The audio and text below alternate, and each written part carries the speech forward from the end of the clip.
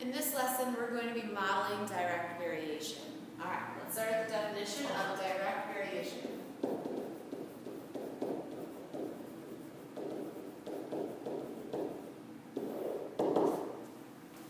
Direct variation is the relationship of two variables x and y if there is a non-zero number a such that y equals ax. The relationship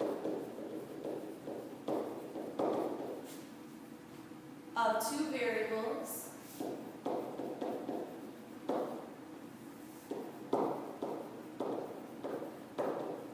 x and y if there is a non-zero number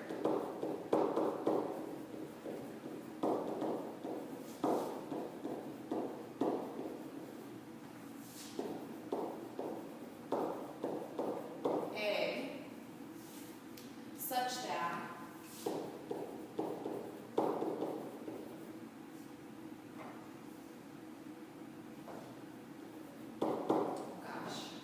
such that y equals ax. So the relationship, you're looking at the relationship between the y and the x. This a stands for a number, any number except 0. And we're going to be focusing on how these two have a relationship together. Okay, this is what direct variation looks like.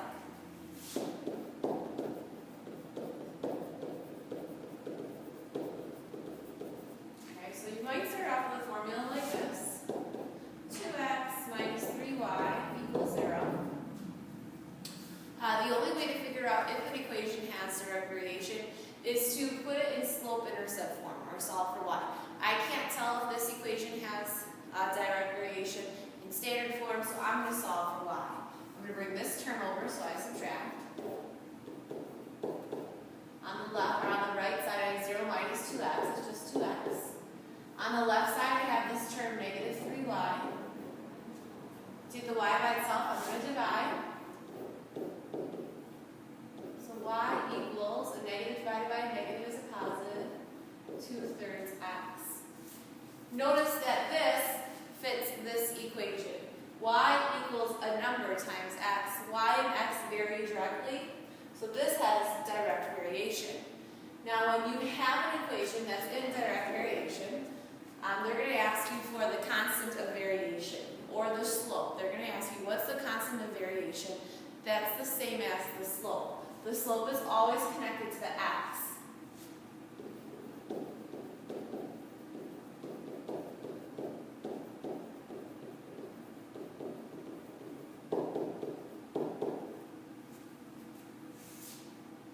Okay, maybe you want to put slope down here so you know as well. Here's an example of an equation that does not have direct variation.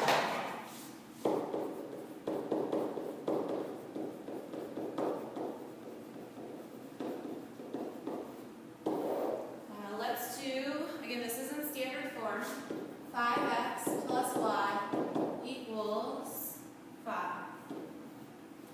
In order to tell if an equation has direct variation, you have to put it in slope-intercept form. So I want to solve for y. On the right side, I'm going to put this term first, negative 5x plus 5. On the left side, I'm left with y. Do you see that this equation does not fit this form? Y equals ax, then it has an extra constant. This is not in direct variation. So direct variation is only when you have y equals a number times x. There's no constant at the end. All right, your turn.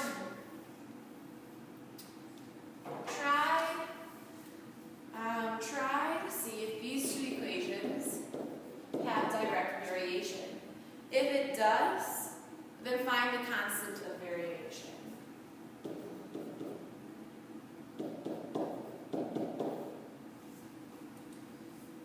Okay, we're also going to be graphing direct variation.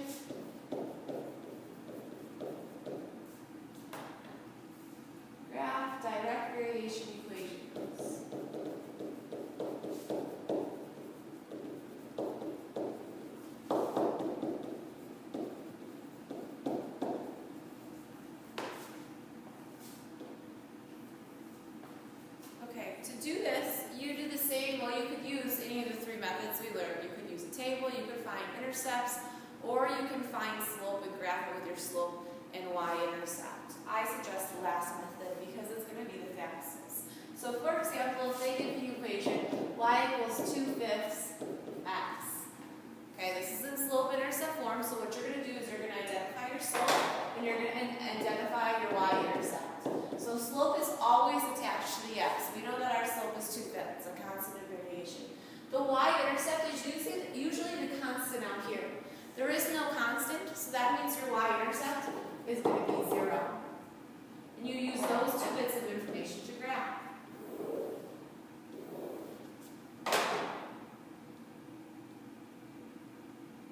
Okay, so start with your y-intercept. It's at 0. Here's the y-axis. The line is going to cross the y-axis at 0. Our slope is rise over rod. It tells us to go up 2 to the right 5. Up to 1, 2, 3, 4. We will barely fit. Here we go.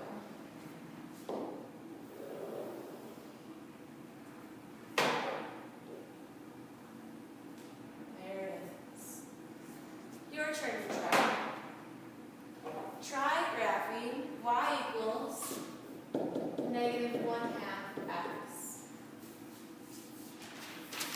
The last part of this. Write and use a direct variation equation.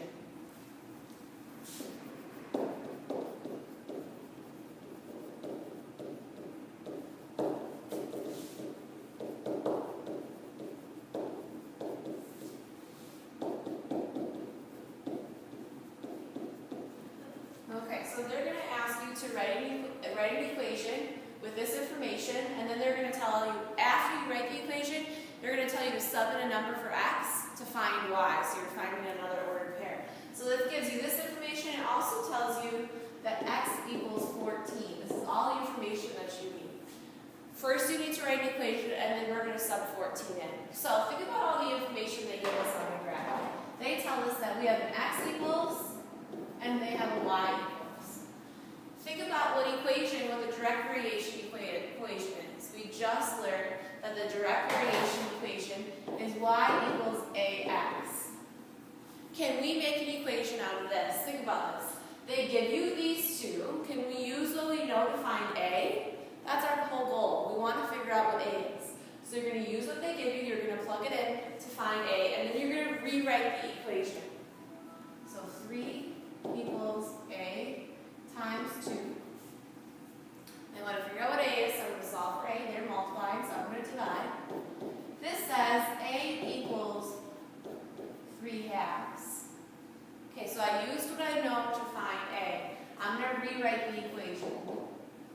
Y equals 3/2 x. This is our equation. You have to use the x and the y. Use what you know to find your a. Plug the x and the y in. I solve for a. I rewrite the equation so it's in this format. Y equals 3/2 a. After you do that, you're going to use the information to find your y value when the x value is 14. So I'm going to plug in what I know. I'm going to move over here. Y equals 3/2 times x. X is 14. I'm going to turn it into a fraction. I'm going to cross reduce. 3 times 7 is 21. 1 times 1 would be over 1. 21 over 1 would be 1. So our two answers are this equation and what our y equals. Okay, now you're going to try that. You have two answers. Use this information, this graph, to write an equation, then substitute 24 in to find a y.